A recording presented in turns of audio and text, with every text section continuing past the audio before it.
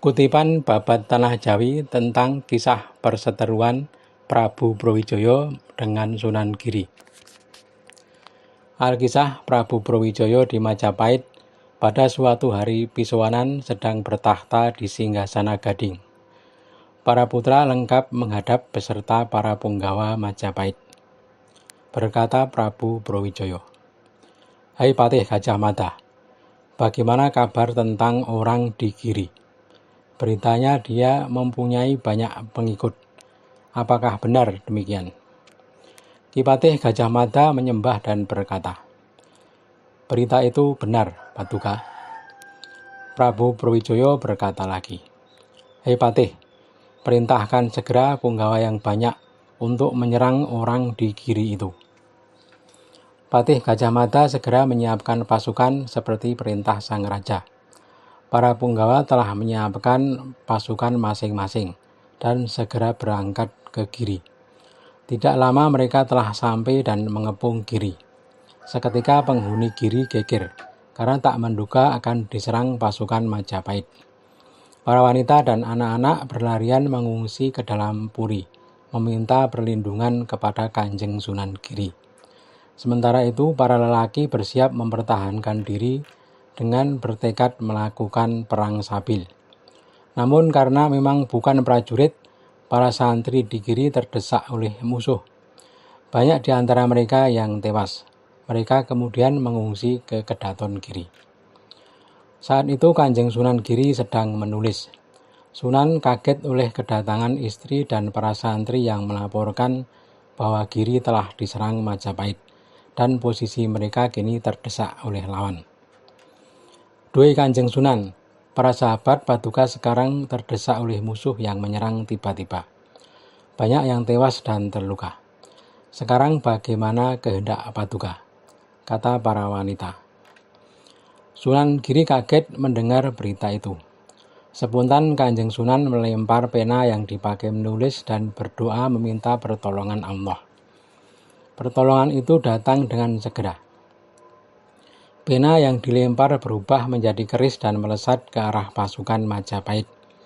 Keris yang berasal dari pena itu berputar-putar sendiri mencari mangsa. Ia hanya memilih para pembesar Majapahit. Dada para pembesar Majapahit itu ditikamnya sehingga para panglima Majapahit banyak yang tewas dan terluka. Sementara itu para prajurit kecil yang melihat menjadi sangat miris dan bubar berlarian. Menyadari bahwa yang dilawan bukan manusia biasa, para punggawa Majapahit ciut hatinya. Secara teratur mereka mundur dan kembali ke Majapahit. Patih Gajah Mada segera melapor kepada Prabu Brawijaya perihal hasil penyerangan ke Giri. Mereka mundur kalah oleh sesuatu yang bukan manusia, seolah mereka melawan dewata yang perkasa. Kalau tidak, bagaimana mungkin sebilah keris bisa mengamuk sendirian mengubrak-abrik pasukan Majapahit? Sang Prabu Brawijaya tertegun mendengar laporan Patih Gajah Mada. Prabu Brawijaya menyimpulkan hal itu terjadi karena karomah Sunan Giri. Prabu Brawijaya berkata, "Hei Patih, hentikan dulu perang ini. Kelak bila sudah berkurang kesaktiannya, kita serang lagi ke Giri." Pasukan Majapahit dibubarkan dan para prajurit kembali ke rumah masing-masing.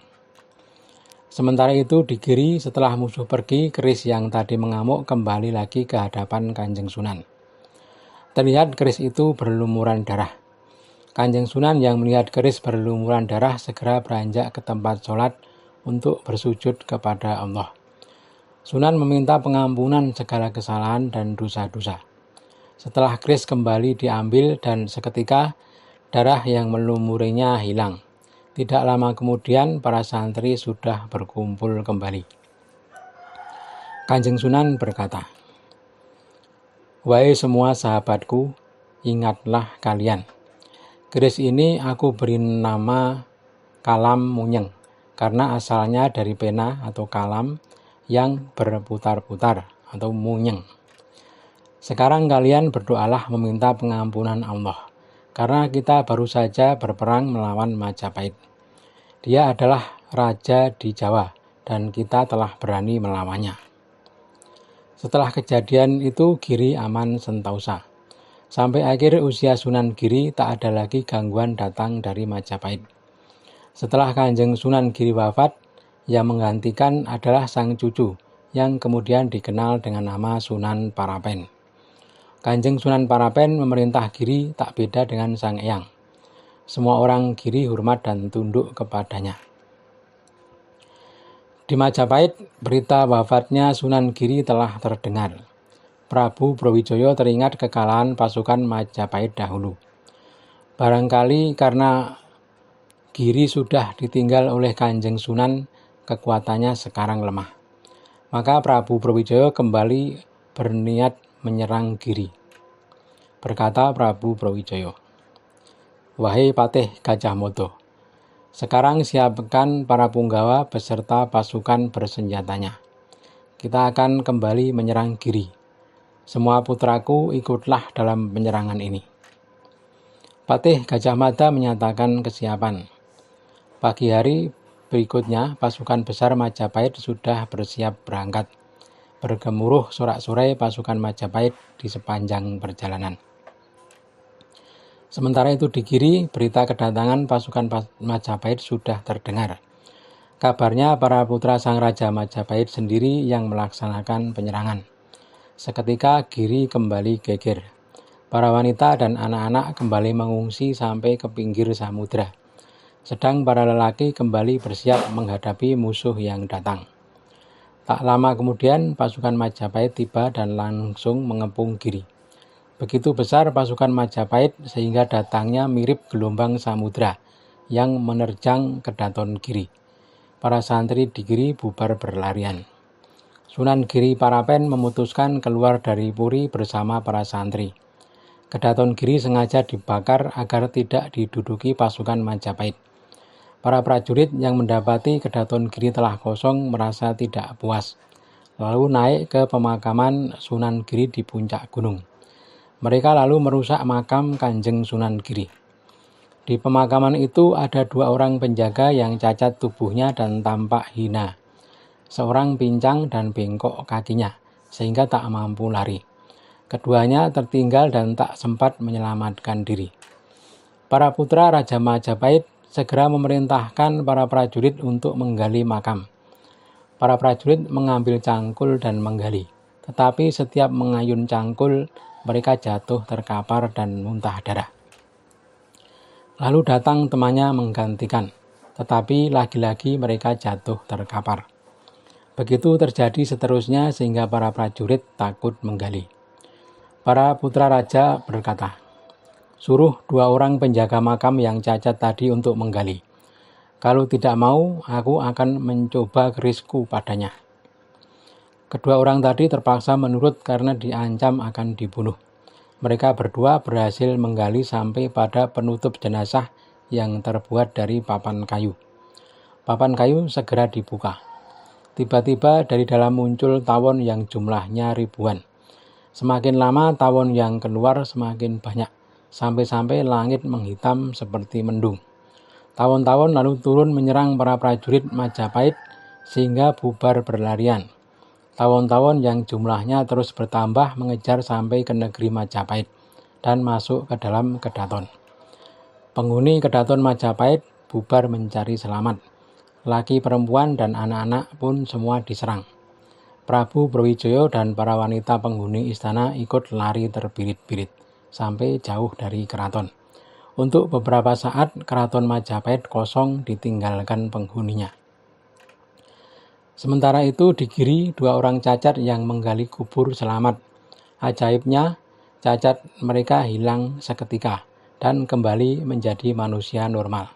Setelah merapikan makam Sunan Giri, mereka berdua berlari menyusul Sunan Parapen di tempat pengungsian. Di tepi samudra mereka berhasil menemui Sunan Parapen beserta para santri dan penduduk Giri. Mereka mengabarkan bahwa musuh telah sirna dan mempersilahkan Sunan Parapen kembali ke Kedaton Giri. Sunan Parapen dan para penghuni Giri segera kembali. Sesampai di Giri, mereka mendapati semua rumah telah musnah terbakar. Giri seperti lapangan luas yang kosong.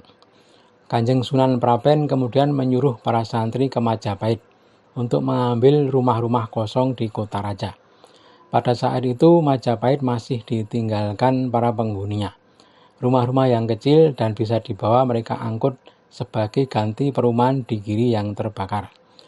Walau kota Majapahit kosong, Sunan Prapen tidak ingin menguasainya, hanya mengambil sejumlah rumah sebagai pengganti saja. Rumah-rumah yang lain yang tidak diperlukan pun ditinggalkan begitu saja.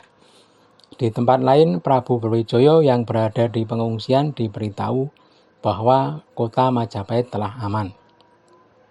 Prabu Brawijaya lalu kembali ke Kedaton.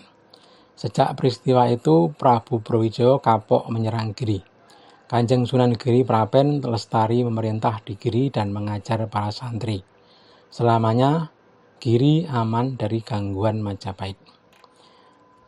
Dan Prabu Brawijaya pun sudah tidak lagi memikirkan Giri. Perhatiannya kini tertuju kepada sang putra yang berdiri menjadi adipati di Demak Bintoro.